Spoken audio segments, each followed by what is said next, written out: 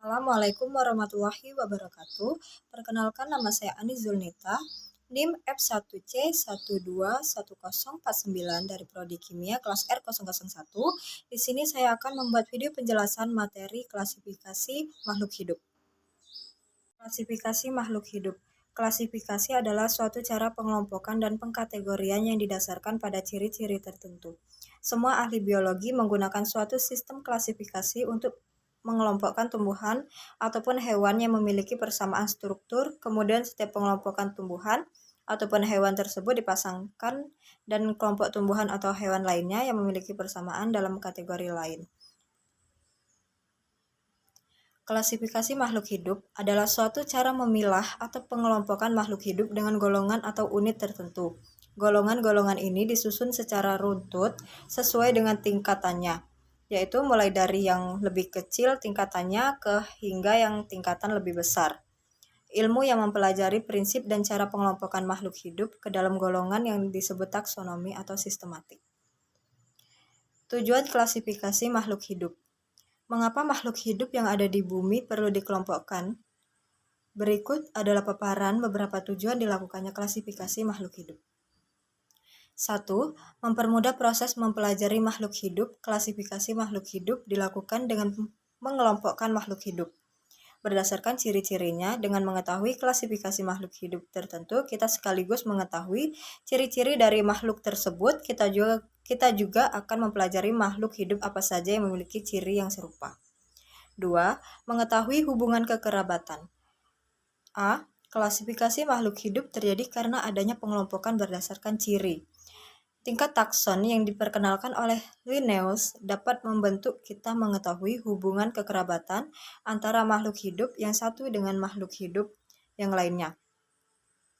Dengan mengetahui ciri-ciri makhluk hidup berdasarkan tingkat takson, kita dapat memahami hubungan kekerabatan pada makhluk hidup gramet. B. Membedakan makhluk hidup yang satu dengan yang lainnya. Berdasarkan ciri-ciri yang dimiliki oleh makhluk hidup, kita dapat mengetahui dan membedakan makhluk hidup satu dengan yang lainnya, misalnya antara kera dan monyet. Meskipun mirip, namun keduanya memiliki nama ilmiah yang berbeda karena ada ciri yang membedakan antara keduanya. C. Menyederhanakan objek studi.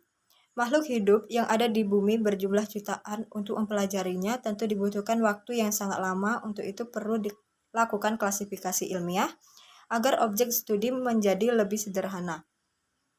Klasifikasi makhluk hidup akan lebih membantu kita untuk mengenali dan mempelajari makhluk hidup karena telah dikelompokkan berdasarkan kesamaan ciri. D. Memberi nama. Seiring perkembangan waktu berbagai penemuan spesies baru terjadi, spesies baru tersebut belum memiliki nama, karena itu perlu dilakukan klasifikasi makhluk hidup dengan melihat ciri-ciri spesies yang ditemukan. Spesies tersebut akan memiliki nama ilmiah sesuai ciri yang ditunjukkan oleh gramet. Ragam klasifikasi makhluk hidup. Sistem klasifikasi dapat digolongkan menjadi 3 golongan, yaitu golongan atau kelompok, yaitu sistem alami, sistem buatan, dan sistem filogenik. Berikut penjelasannya. 1. Klasifikasi sistem alami. Klasifikasi pada dasarnya berpijak pada adanya persamaan. Hal ini dapat kita ketahui dengan mengamati makhluk hidup secara morfologi. Misalnya, kita mengamati binatang, kucing, anjing, sapi, kuda, dan harimau. Jika kita melihat secara alami, dapat kita ketahui bahwa kelima binatang itu mempunyai 4 kaki, sehingga membentuk suatu kelompok seperti yang dikehendaki alam, yaitu kelompok binatang berkaki 4. Dengan demikian, dapat diketahui bahwa klasifikasi sistem alami merupakan terbentuknya suatu kelompok-kelompok makhluk hidup secara alami. Tokoh klasifikasi sistem alami adalah Aristoteles, seorang berkebangsaan Yunani pada tahun 350 Masehi. Beliau membagi makhluk hidup menjadi 2 dunia atau kingdom, yaitu hewan dan tumbuhan. Dunia hewan ini dibagi lagi menjadi beberapa kelompok berdasarkan habitat dan perilakunya, sedangkan tumbuhan dikelompokkan berdasarkan ukuran dan strukturnya. 2. Klasifikasi sistem buatan. Klasifikasi sistem buatan lebih baik, sempurna, dan mudah dipahami apabila dibandingkan dengan sistem klasifikasi sebelumnya atau sistem klasifikasi alami. Sistem klasifikasi makhluk hidup Menurut Linnaeus, didasarkan atas persamaan dan perbedaan struktur tubuh makhluk hidup dengan cara-cara berikut mengamati dan meneliti makhluk hidup, yaitu persamaan ciri struktur tubuh luar maupun ciri struktur tubuh dalam. Dari berbagai jenis makhluk hidup, apabila ada yang memiliki ciri struktur tubuh sama atau mirip, dijadikan satu kelompok. Adapun yang memiliki ciri berlainan dikelompokkan tersendiri, memberikan istilah tertentu untuk di setiap tingkatan.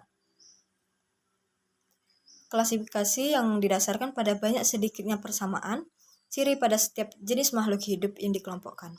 3. Sistem klasifikasi makhluk hidup. Klasifikasi makhluk hidup 5 kingdom yang sering digunakan merupakan cara pengelompokan yang dikemukakan oleh Robert H. Whittaker pada tahun 1969. Dia membagi makhluk hidup menjadi 5 kelompok besar, yaitu Monera protista, jamur, tumbuhan, dan hewan. Berikut merupakan penjelasannya. A. Kingdom Monera. Monera adalah kelompok organisme yang inti selnya masih belum memiliki membran inti atau disebut juga organisme prokariotik.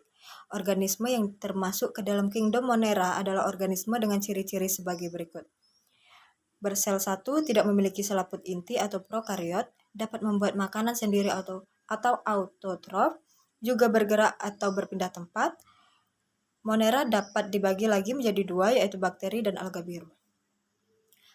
Bakteri adalah kelompok organisme yang tidak memiliki membran inti sel. Organisme ini termasuk ke dalam domain prokariota dan berukuran secara sangat kecil atau mikroskopis serta memiliki peran besar dalam kehidupan di bumi.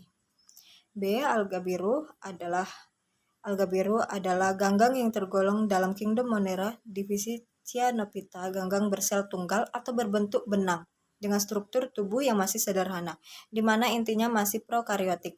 Alga biru berkembang biak dengan membelah diri dan bersifat autotrof, atau mampu membuat makanan sendiri melalui proses fotosintesis. Manfaat-manfaat ganggang biru antara lain Anabaena-azolae yang digunakan sebagai pupuk dan spirulina sebagai bahan makanan yang mengandung protein dan lain-lain.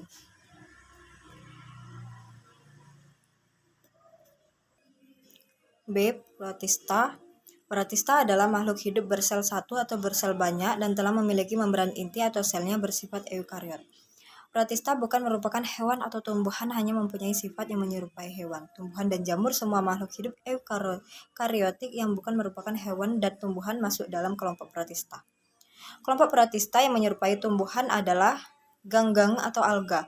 Kelompok protista yang menyerupai hewan adalah protozoa, sedangkan kelompok protista yang menyerupai jamur adalah jamur lendir dan jamur air, biasanya ditemukan di dalam air dan dapat berupa plankton yang melayang-layang di dalam air atau melekat di dasar sungai, laut, atau danau. Protista dapat pula hidup di dalam tanah dan tempat-tempat yang lembab baik sebagai parasit maupun sebagai saprofit, serta dapat pula hidup bersimbiosis dengan organisme lainnya. Umumnya protista bersifat aerobik dan menggunakan mitokondria untuk respirasi. Protista memiliki flagellata ciliata sehingga mampu berkembang secara aseksual atau seksual pada kondisi yang kurang menguntungkan. Protista dapat membentuk kista secara taksonomis. Protista dapat diklarifikasi menjadi 3 kelompok, yaitu 1. Protista mirip tumbuhan.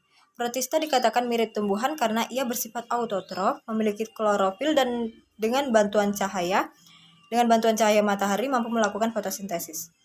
2. Protista mirip hewan. Protista dapat dikatakan mirip hewan karena protista ini bersifat heterotrof. 3. Protista mirip jamur. Protista ini melakukan pencernaan makanan di luar sel, kemudian terjadi penyerapan sari-sari makanan hasil pencernaan makanan oleh tubuh.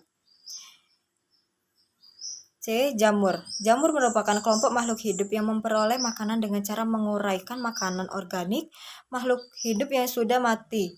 Jamur tidak berklorofil, berspora, tidak mempunyai akar, batang, dan daun. Jamur hidup di tempat yang lembab, bersifat saprofit atau organisme yang hidup dan makan dari bahan organik yang sudah mati atau yang sudah busuk, dan parasit organisme yang hidup dalam penghisap makanan dari organisme lain yang ditempelinya.